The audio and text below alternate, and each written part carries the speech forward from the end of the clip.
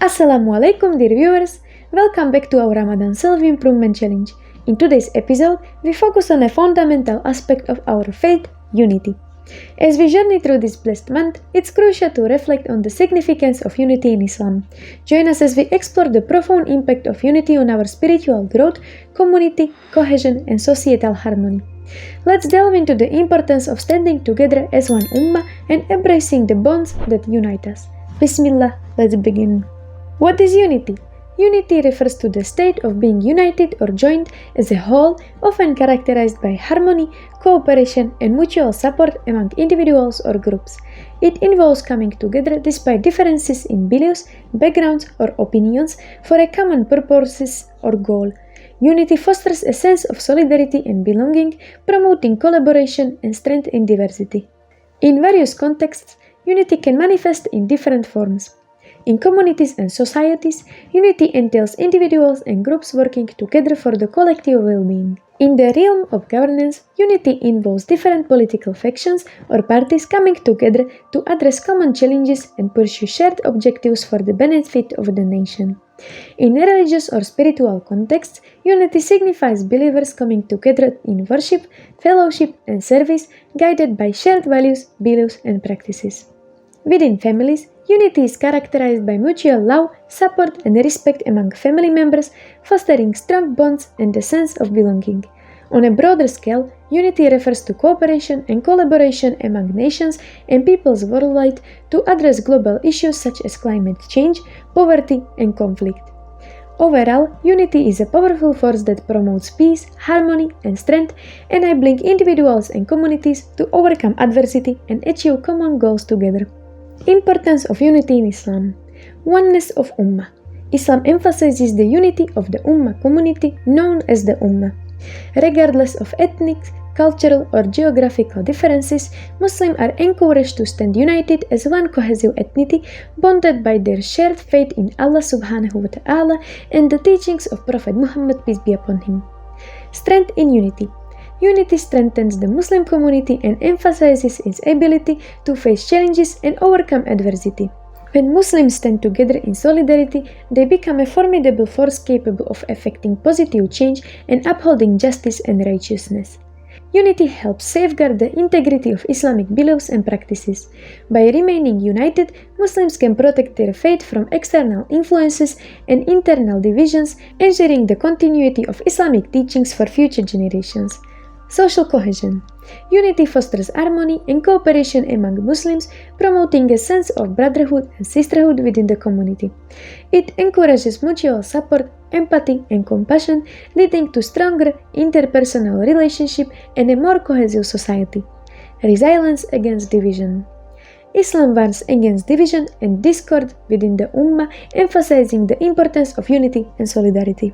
Divisions weaken the community and make it vulnerable to external threats and internal strife, hindering its progress and development. Collective worship. Unity facilitates collective worship and congregation, such as congregational prayers and community gatherings. Coming together for worship strengthens bonds among Muslims and reinforces their sense of belonging to the larger Ummah. Global brotherhood. Islam promotes a sense of brotherhood and sisterhood that transcends national, racial, and linguistic boundaries. Muslims are encouraged to support and stand up for one another regardless of their background or location, fostering a global sense of unity and solidarity. The Quran and Hadith also tells us about the importance of being united. In the Holy Quran is written, "And hold firmly to the rope of Allah altogether and do not become divided. And remember the favor of Allah upon you, when you were enemies and He brought your hearts together and you became by His favor brothers. And you were on the edge of a pit of the fire and He saved you from it. Thus does Allah make clear to you His verses that you may be guided." This verse highlights the importance of unity among believers and emphasizes the blessings that come from being united. The Prophet Muhammad, peace be upon him, said, "The believers in their mutual kindness, compassion, and sympathy are just like one body. When any part of the body suffers, the whole body feels pain." This hadith illustrates the concept of the Ummah community as one cohesive entity, well, the well-being of each individual is interconnected with the well-being of the entire community. This example demonstrates that unity is a central theme in Islam, emphasizing the importance of solidarity, mutual support, and cooperation among believers. Now, let's listen to a story that shows us the importance of unity. The sweet song of the second fiddle. For thousands of years, the relationship had been perfect. As far back as anyone could remember, the moon had faithfully reflected the sun's rays into the dark night. It was the greatest duo in the universe. Other stars and planets marveled at the reliability of the team. Generation after generation of Earthlings were captivated by the reflection. The moon became the symbol of romance, high hopes, and even nursery rhymes. "Shine on, harvest moon," the people would sing, and he did. Well, in a way he did. You see, the moon didn't actually shine. He reflected. He took the light given to him by the sun and redirected it toward the earth. A simple task of receiving illumination and sharing it. You would think such a combo would last forever. It almost did. But one day, a nearby star planted a thought in the moon's core. "It must be tough being a moon," the star suggested. "What do you mean? I love it. I've got an important job to do. When it gets dark, people look to me for help, and I look to the sun. He gives me what I need, and I give the people what they need. People depend on me to light up their world, and I depend on the sun. So you and the sun must be pretty tight." Tight? Why, we're like Huntley and Brinkley, Hope and Crosby, Benny and Day. Or maybe Edgar Bergen and Charlie McCarthy? Who? You know, the man and the dummy. Well, I don't know about the dummy part. That's exactly what I mean. You are the dummy. You don't have any light of your own. You depend on the sun. You're the sidekick. You don't have any name for yourself. Name for yourself? Yeah, you've been playing second fiddle for too long. You need to step out on your own. What do you mean? I mean, stop reflecting and start generating. Do your own thing. Be your own boss. Get people to see you for who you really are. Who am I? Well, you are. Well, that's what you need to find out. You need to find out who you are. The moon paused and thought for a moment. What the star said made sense. Though he had never considered it, the moon was suddenly aware of all the inequities of the relationship. Why should he have to work the night shift all the time? And why should he be the one the astronauts stepped on first?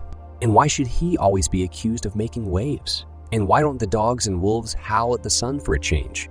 And why should it be such an outrage to moon while sunning is an accepted practice? You are right, asserted the moon. It's high time we had a solar-lunar equity up here. Now you're talking, prodded the star. Go discover the real moon. Such was the beginning of the breakup. Rather than turning his attention toward the sun, the moon began turning his attention toward himself. He set out on the course of self-enhancement. After all, his complexion was a disgrace, so full of craters and all. His wardrobe was sadly limited to 3 sizes, full-length, half-caste, and quarter-clad, and his coloring was an anemic yellow. So, girded with determination, he set out to reach for the moon. He ordered glacier packs for his complexion. He changed his appearance to include new shapes, such as triangular and square. And for coloring, he opted for a punk rock orange. No one is going to call me cheese face anymore. The new moon was slimmed down and shaped up. His surface was as smooth as a baby's bottom. Everything was fine for a while. Initially, his new look left him basking in his own moonlight. Passing meteors would pause and visit. Distant stars would call and compliment.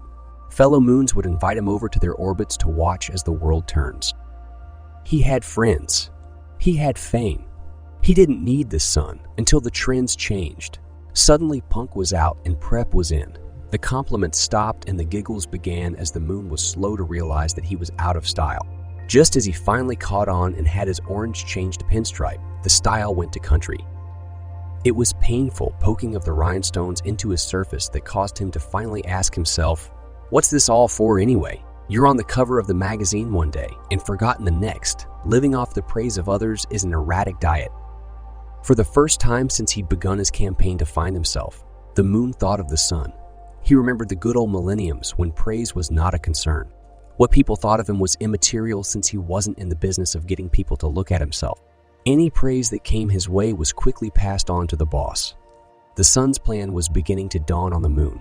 He may have been doing me a favor. He looked down upon the earth.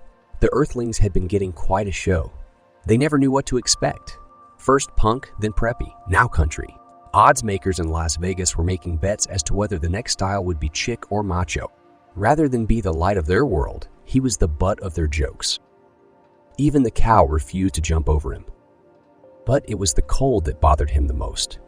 Absence from the sunlight left him with a persistent chill. No warmth, no glow. His full-length overcoat didn't help. It couldn't help. The shiver was from the inside, an icy shiver from deep within his core that left him feeling cold and alone. Which is exactly what he was. One night, as he looked down upon the people walking in the dark, he was struck by the futility of it all. He thought of the sun. He gave me everything I needed. I served a purpose. I was warm. I was content. I was what I was made to be. Suddenly, he felt the old familiar warmth. He turned, and there was the sun. The sun had never moved. "I'm glad you're back," the sun said. "Let's get back to work." "You bet," agreed with the moon. The coat came off. The roundness returned, and a light was seen in the dark sky. A light even fuller was seen in the dark sky. A light even brighter. And to this day, whenever the sun shines and the moon reflects and the darkness is illuminated, the moon doesn't complain or get jealous. He does what he was intended to do all along. The moon beams. In conclusion, unity is the cornerstone of faith, binding us together as one Ummah and strengthening our collective resolve.